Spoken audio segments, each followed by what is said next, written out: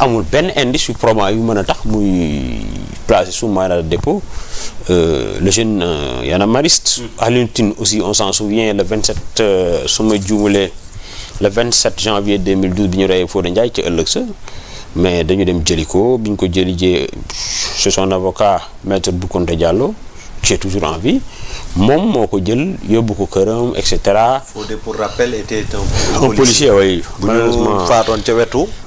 fële la woon Colobane la woon. ay jeunes am nañu ci jàppoon sax. dooroon ay xeer apparemment. voilà donc tànn ko embuscade ko yàlla yërëm donc.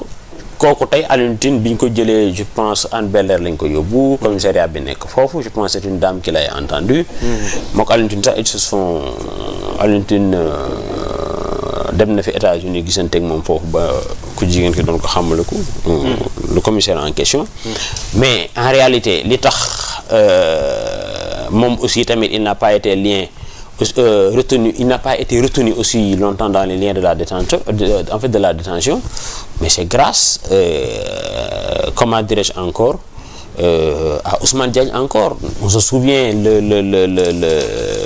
le 2 mai 2013, lors de sa passation de service entre moom ak l'actuel président de l'OFNAC, je pense c'est Bassirou Gueye qui est le président de l'OFNAC, n'est-ce pas? Oui. Présentement. Ancien procureur. Bi ñu def passation de service, il a carrément dit je n'ai jamais été un procureur du gouvernement. te loolu ça en dit très long. Juge Ousmane Camara du temps de Mamadou Dia on s'en souvient. moom réquisitoire bi mu defoon réquisitoire bu jàppandi la woon bu woyof la woon pour Mamadou Dia, même si dans la haute cour de justice à l'époque, parce que lui je pense il était procureur près de la haute cour de justice, il y avait des députés ñoom voilà finalement le tribunal spécial de l'époque avait prononcé vraiment un verdict boo xamante ne ay 4 autres ministres je pense Dia voilà donc peine boo xam ne c'est une peine lourde. Donc fii le juge Kéba Mbaye j'en oublie d'ailleurs kooku defe naa ñëpp xam nañ ko parce que c'est un contemporain que Dieu l'accueille en son paradis.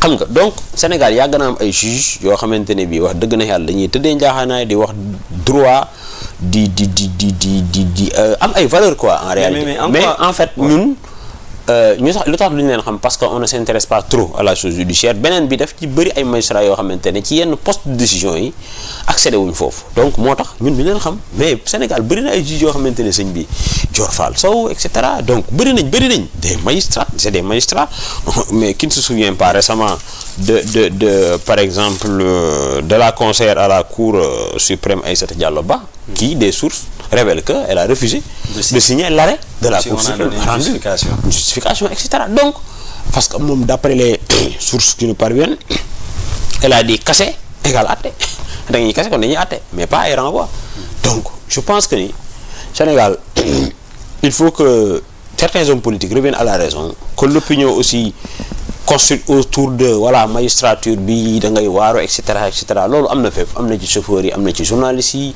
am na ci hommes politiques yi am na fépp. donc y a des gens. oui pourquoi li war a nekk règle dem bay nekk exception surtout en matière de justice. waaw mais parce que li tax loolu am mooy dañu gis ni depuis 1960. homme politique bu fi am yenn envergure yi dañuy sukkandiku ci justice qu'on le veuille ou pas.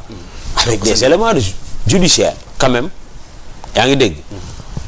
tegal leen dëgg sax indi laay jafe-jafe Mamadou Dia je l'ai cité Abdoulaye que de fois il a fait la prison au moins dem na ñetti yoon su ma juumalee kaso xam nga peut-être Abdou Diouf rek moo échappé Macky Sall moo échappé gum personne ne sait yaa ngi dégg donc Ousmane Sonko gis nga ko Khalifa Sall Barthélémy Diaz mais la liste elle est très longue Karim Wade bëri nañu donc moi je pense que ni aujourd'hui dafa jaadu tey jii bu nit ñi amee loo xam ne dafa leen dina xari parce que yonent bi en réalité loolu moo taxoon sax yàlla yónni ko parce que c'est pour la justice au-delà de l'équité et cetera mais c'est dommage que au Sénégal dañuy gis ni homme politique bépp boo xamante ne yaa ngi commencé am envergure ñu woole à la table du dialogue à la salle des banquets mais boo bañee rek ñëpp xam nañ ni voilà li la ciy fekk xam nañ. on va ouvrir benn parenthèse parce que yaa ngi wax dialogue. lu am solo la on a vu ki nga xamante ne ni moom mooy Alioune Tine di woote à ce que mu am benn dialogue boo xam mën nañ ko woowee noonu dialogue pour réduire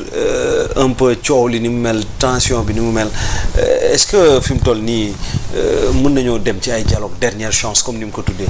non nii ba démb mu ngi fanaan Ziguinchor moom Alioune Tine nekk foofu di xar tànk tubéyam di préparer les consciences à une élection présidentielle vraiment transparente. waaw ba démb bu ñibbisiwul tey samedi. ba démb il a passé la nuit normalement à Ziguinchor. donc Alioune Tine léegi la ko nit ñi taxaw di ko xarab ñenn ñi mais Alioune Tine non force mobilisatrice la woon. amul benn homme politique presque d'envergure bu amul woon numéro téléphone am bu dul déggante ak moom bu koy demander conseil keroog bi nga xamante ne bii assemblée nationale l'acte de rupture a été scellé entre Macky Sall et ses amis politiques d'alors. mais je pense que moom moo woo Alioune Tine wala non c'est Alioune Tine qui l'a appelé ne ko carrément ndax mën naa ñëw foofu def déclaration à l'Assemblée nationale. Macky Sall lui a dit carrément oui.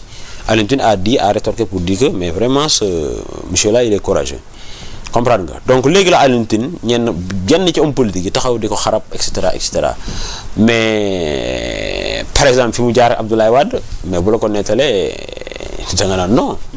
donc xeexal ko pas xeexal mais c'est-à-dire les principes quoi fondamentaux. nga xam ne c'est consacré et c'est le même dans le marbre constitutionnel de notre pays. D'accord. Tu comprends?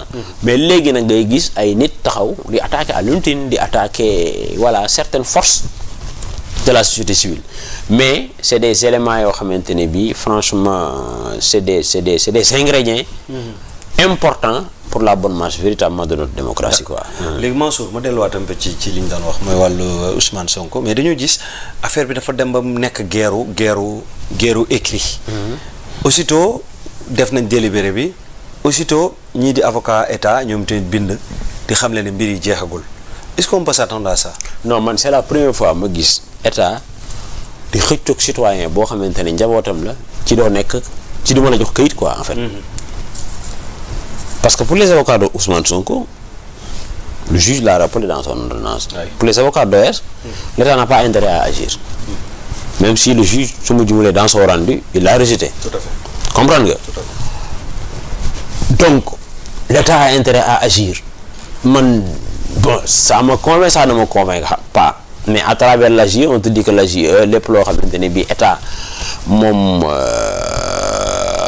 ni ñu koy waxatee ñu ngi ko ciy topp non mu ngi topp nit moom mooy taxaw défendre ko. qui est sous la coupole véritablement du ministère des finances et du budget je pense bien c'est comme ça c'est ça l'appellation. xam nga mais ce qui est déplorable. ci lii mooy mbir yi dafa taxañ a jëme wet quoi ça dafa tolloowul xam nga tey jii bu doon. jéng daal. waaw xam nga bu doon tey jii dans la procédure.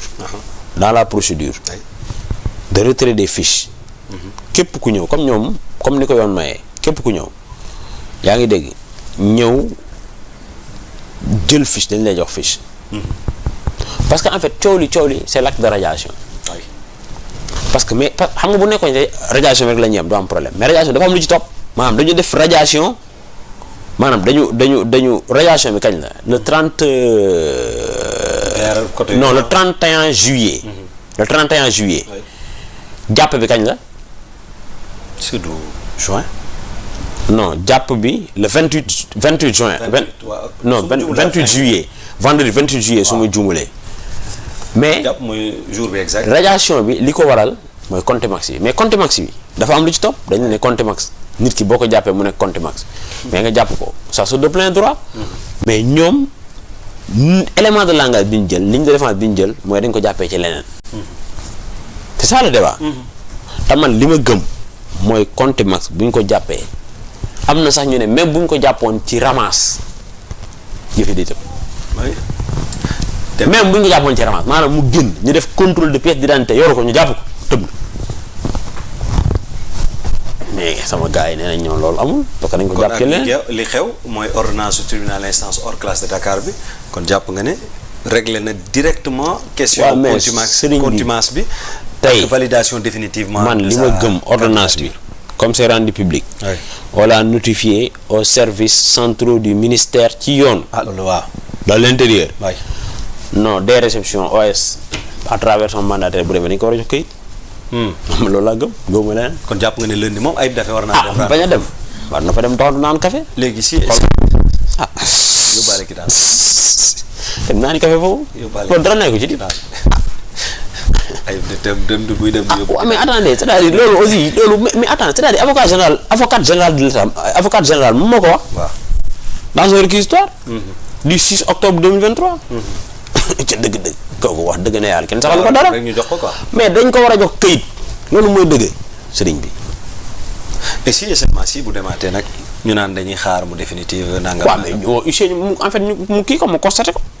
moo tax man lan huissier loolu mooy seen liggéey. la moo war a nekk prochain combat bi. non xaw ma luy war a nekk prochain combat mais daal bu demee ñu lànk ut huissier ñu constaté ko boo fin de refus et cetera ñoom am nañ seen élément judiciaire. est-ce que yow am nga réponse à cette question. au moment où ñu ngi naan ñu décision yi ni nga ko respecté au moment où ñu ngi naan dëkk bi am na démocratie au moment où donc ñu gis ne yaa ngi wax ni ñu ngi dute sax naan lundi est-ce que su demee dinañ ko nangoom déet Ayib Daffé mandataire Ousmane Sonko finalement dans quel pays sommes-nous.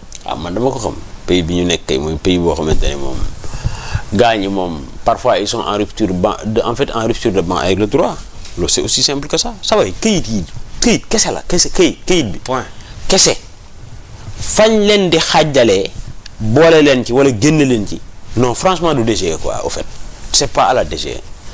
ñoom dans l'effervescence du troisième mandat. lan la ñu doon opposé bàyyi leen bañ dem conseil constitutionnel. il a fallu que le 3 juillet le président sort. de manière surprenante pour dire non. même si après avoir dans son rembobinement après avoir mûrement et longuement réfléchi mais in fine duma def j'ai un code d'honneur ok waaw léegi lu tax ñu bàyyi fa loolu après léegi nag di wëriwaat feneen au niveau des services centraux du ministère xëccoo DGE et cetera DGE di génne communiqué DGE bi mu mujjee génne amul sax visa sëñ bi amul visa amul benn article bu mu visé amul benn article bu mu visé en réponse le collectif des avocats d'OS gis nañu article yi ñu ko en fait ni ñu koy waxee yi ñu ko opposé amul benn article bu mu visé benn pour quelqu'un qui est directeur général des élections au moins tu as une maîtrise vous avez une maîtrise au moins en droit au moins. mais est-ce qu'on peut s'attendre véritablement si bien sûr lundi Ayib dem ñu jox ko kii bi à 2 candidatures de Pastef c'est-à-dire Ousmane Sonko et Bassirou Diomaye Faye. De toute façon Pastef moom il n'arrêtera jamais de surprendre Pastef n'arrêtera jamais d'avoir des plans même si tous les plans ramènent à OS. D'accord. C'est là où Pastef te dit plan A B C Z. C'est OS parce que gis nañu avec la désignation de Bass Ndingler mais ñëpp gis nañu mobilisation bi am. et tous les plans renvoient à Ousmane Sonko. voilà regain bi am mobilisation bi am et cetera parce qu'il y avait une démobilisation suite aux 2 fiascos et du Conseil constitutionnel récemment qui avait cassé et renvoyé et que en même temps aussi du rendu de la cour de justice de la CEDEAO ñoom aussi tamit ils avaient dit que oui Ousmane Sonko ses droits sont respectés même si cette cour là franchement man war nañu xoolaat ñoo koy composer parce que yow mënuloo constater yow nit ku ñu barricade këram 55 jours nga ne ses droits sont respectés non cette cour là franchement mais li ñu wax kenn xamul lu mu doon kenn xamu ko après boo ci waxee ñun non l'autorité de la chose jugée mais attends l'autorité de la chose jugée doit être juste c'est ça la vérité au fait xari critiques yi nit ñi di def ci organes yi nga xamante ne ñooy àtte c'est pas des critiques pour les salaires non c'est pour en fait pour c'est pour construire davantage c'est pour améliorer mais ji bi mënoo taxaw nit koo xam ne 55 jours suñu mënul julli ci